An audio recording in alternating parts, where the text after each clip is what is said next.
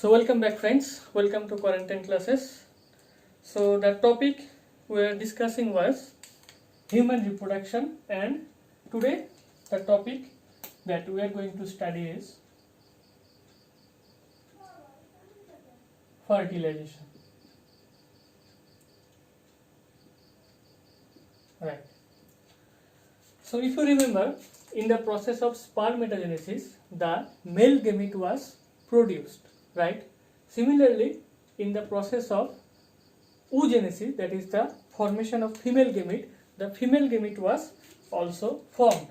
So, by the process of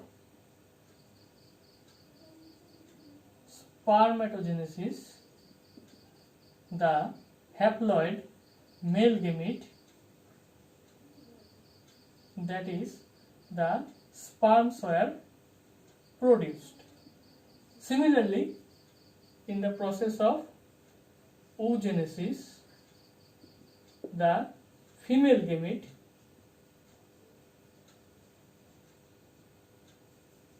or the ovum was produced.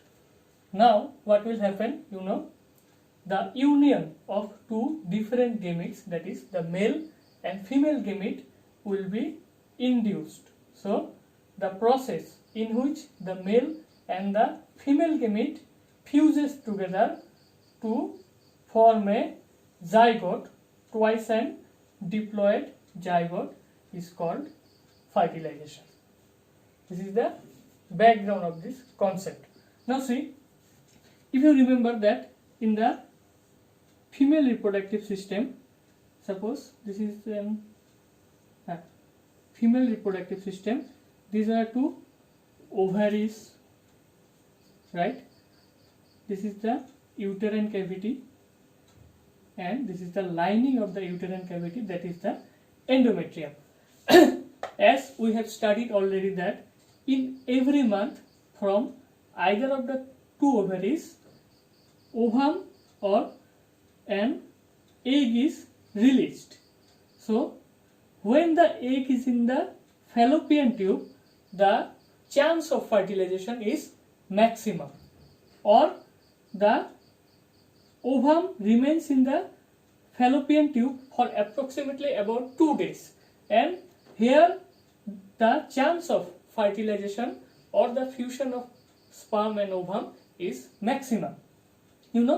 During copulation or insemination, millions, about 250 to 300 million of sperms are released, right?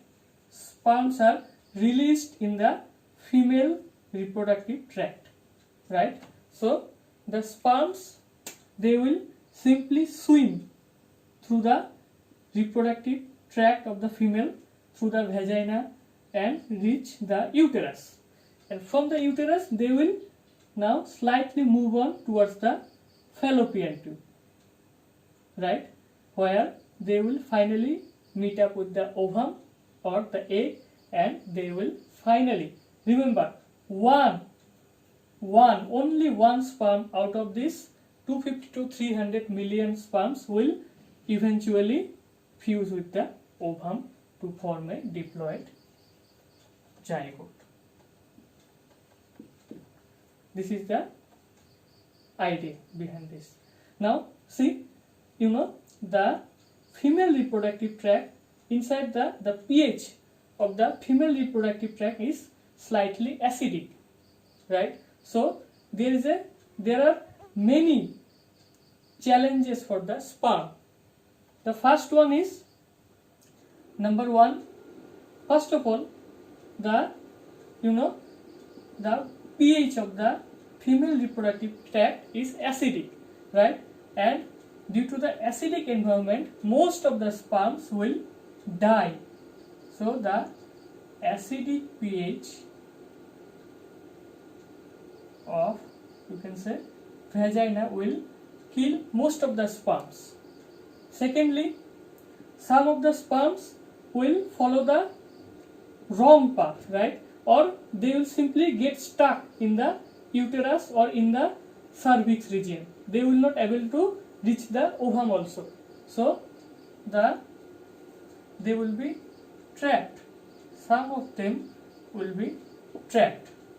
Finally, the sperm is a foreign substance, that is, something is not native to the female body, right? So the female, once the sperm enters the female reproductive tract, the body of the female will start producing antibodies against the sperms, right? So most of the sperms will be lysed, or they will simply, the immune system, the defense mechanism of the female body will lyse up the sperms. They will destroy most of the sperms. So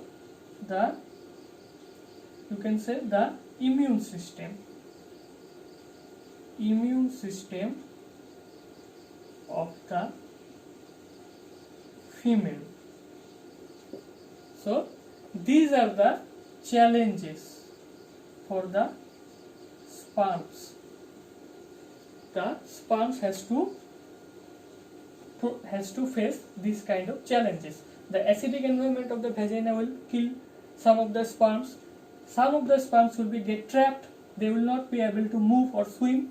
The third one is once it enters the female reproductive system, the immune system of the female will also kill some of the sperms, right? So these are the challenges for the sperms. But the sperms, the semen has some secretion of the alkaline secretion, due to the alkaline secretion, due to the secretion of the prostate, as we have already discussed it. Prostate, the secretion of the prostate will protect some of the sperms to survive in the acidic pH of the sperms. So in spite of these atrocities, some of the sperms will finally eventually make up to the fallopian tube. Around 100 of them, of 250 million, will eventually reach the fallopian tube, where they will hover around they will cluster around the female ovum. So this is how the phenomenon is. Once 100 of them reaches the fallopian tube, the series of reactions will take place, right? So let us get into that. So I think you have understood till the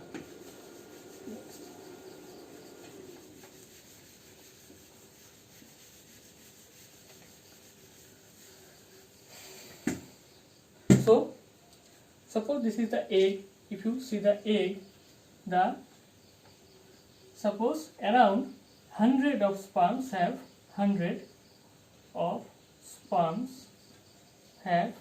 made it to the fallopian tube. So suppose this is the egg.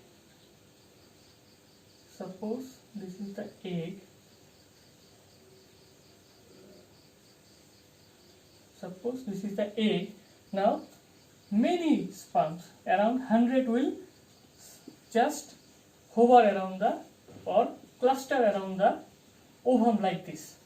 Now the first sperm, that will be able to reach the ovum, will get a chance to fuse with the nucleus of the ovum.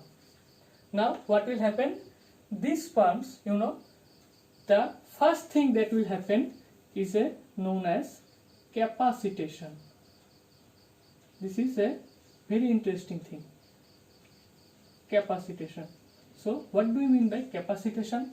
See, once the sperms are in the female reproductive tract, there are some secretions from the female reproductive tract that will the sperms, this is the plasma membrane,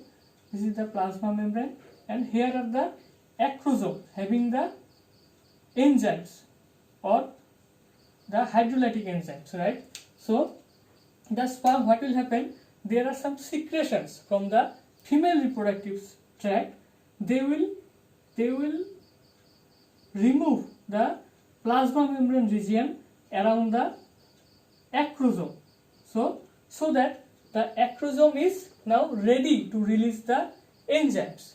This some sort of changes in the sperms after being released into the female reproductive tract is known as capacitation.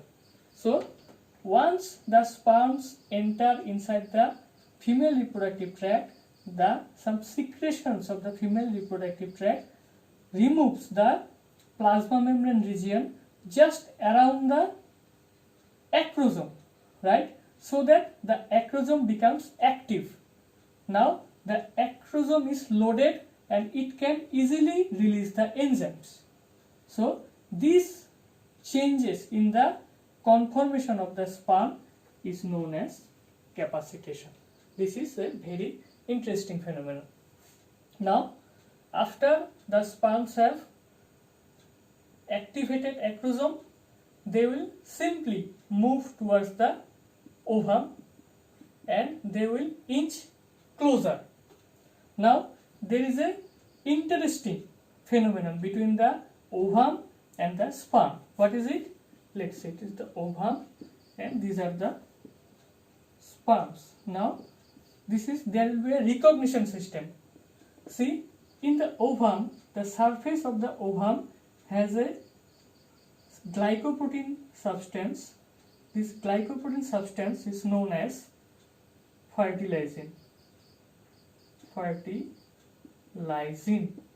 This is made up of a glycoprotein. This is actually a glycoprotein. So what is glycoprotein? There will be some amino acid, that is the protein, and there will be some carbohydrate. So that is why it is known as glycoprotein. Similarly, the sperms also have some substances, the protein substances known as, they will also have some protein substances here known as antifertilizin. Antifertilizin.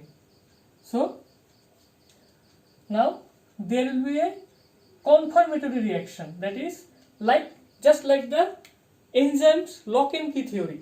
So the fertilizin and the antifertilizin will be attached together, right? So this helps the sperm to recognize the ovum.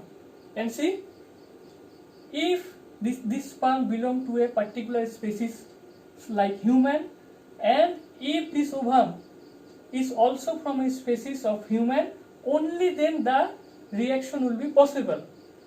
This is the phenomenon to prevent interspecific hybridization, right? This is why, suppose the sperms of buffalo cannot fertilize the ovum of a goat. This is because of the antifertilizin and fertilizin reaction. This is a kind of recognition reaction. So once the fertilizin and antifertilizin reaction is done, the sperms will just now attach. They will just attach to the egg surface, and the process by which first was capacitation, then fertilizin, antifertilizin reaction, and it will be followed by the process by which the sperms will attach in the egg surface. This is known as agglutination. So these are the phenomena that will be happening. Now once the process of agglutination is done, now the next things will happen in a series. So let me wipe it.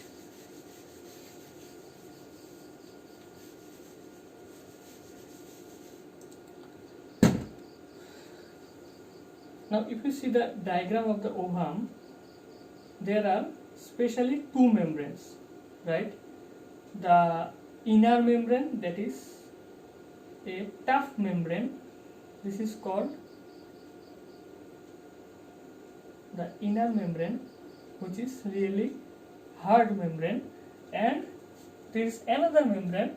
This is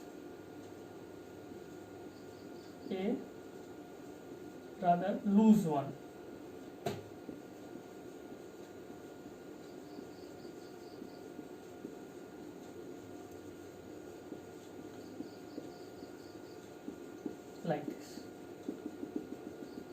So the outer membrane, this is known as corona radiata, and the inner and hard membrane is known as zona pellucida.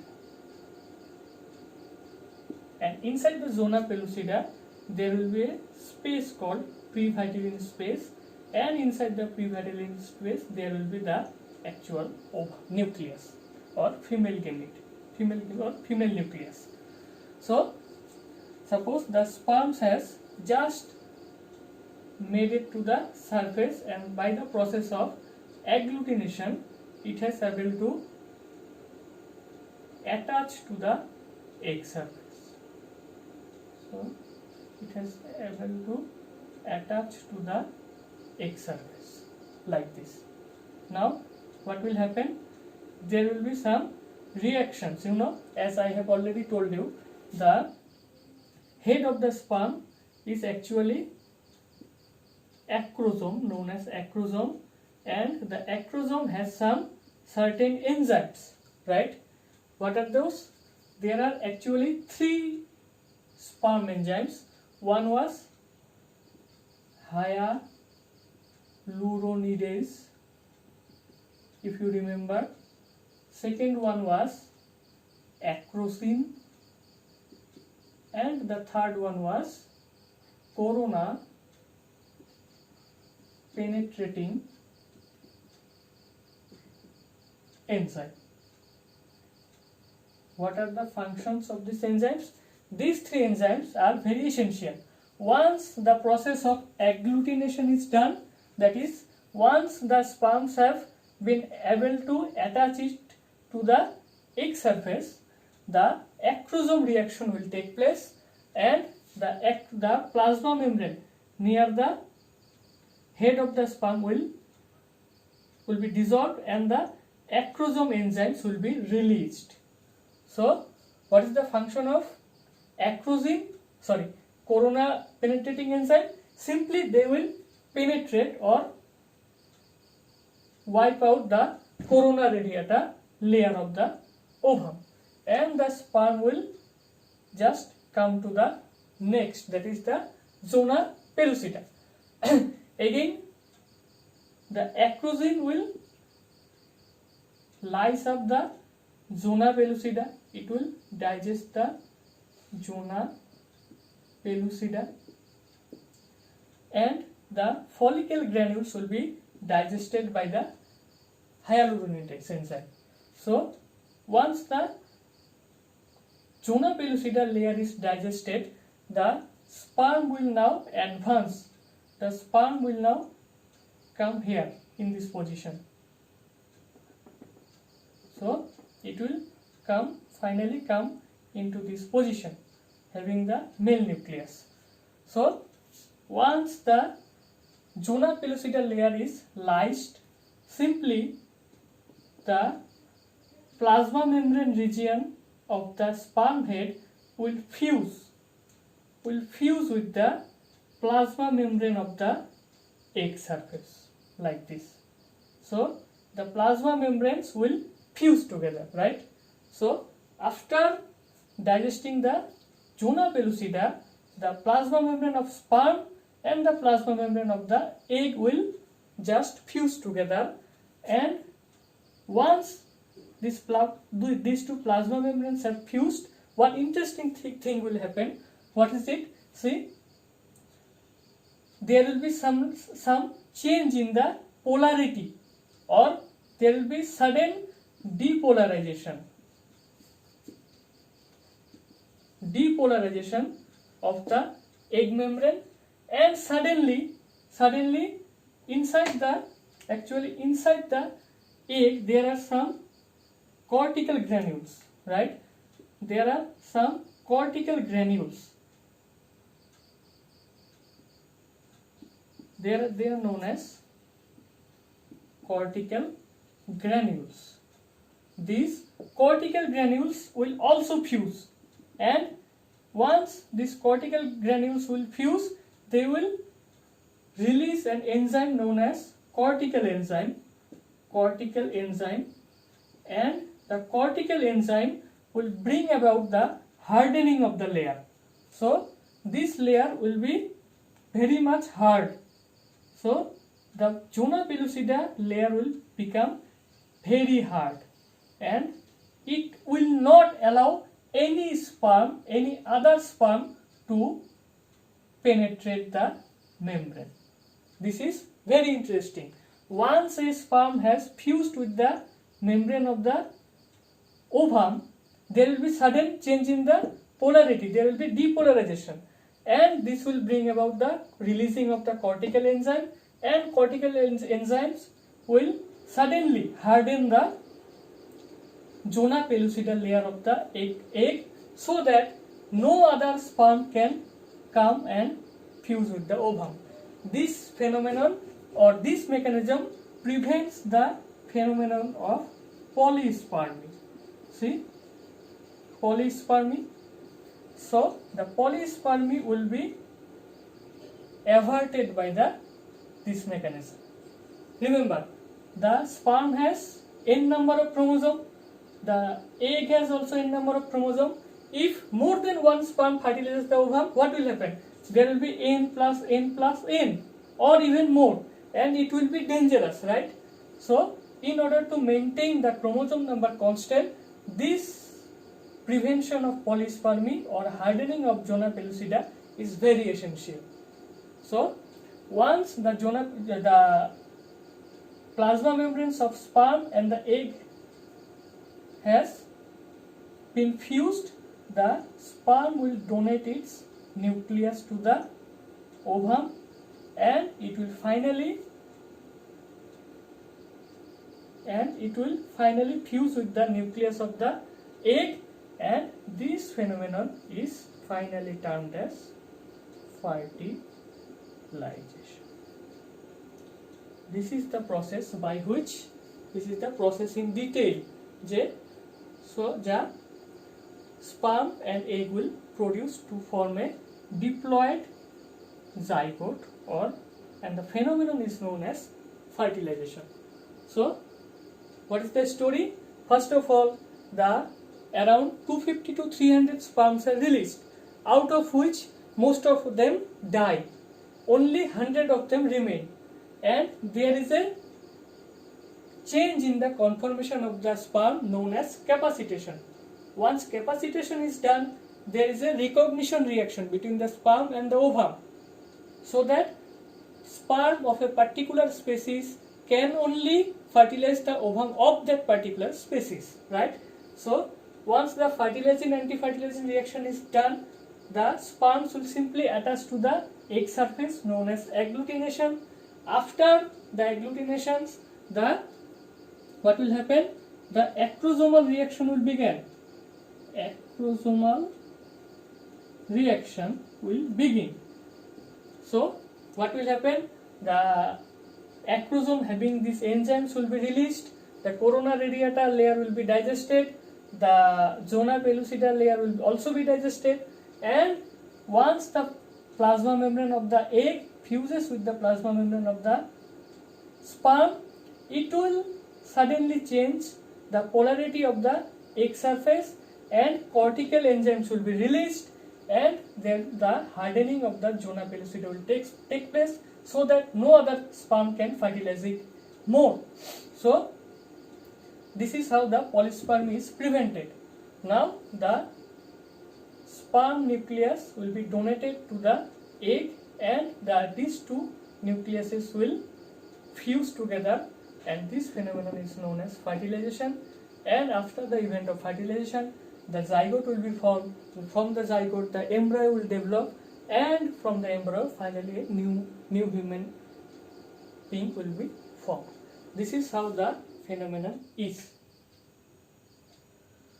I think you have made it. Thank you.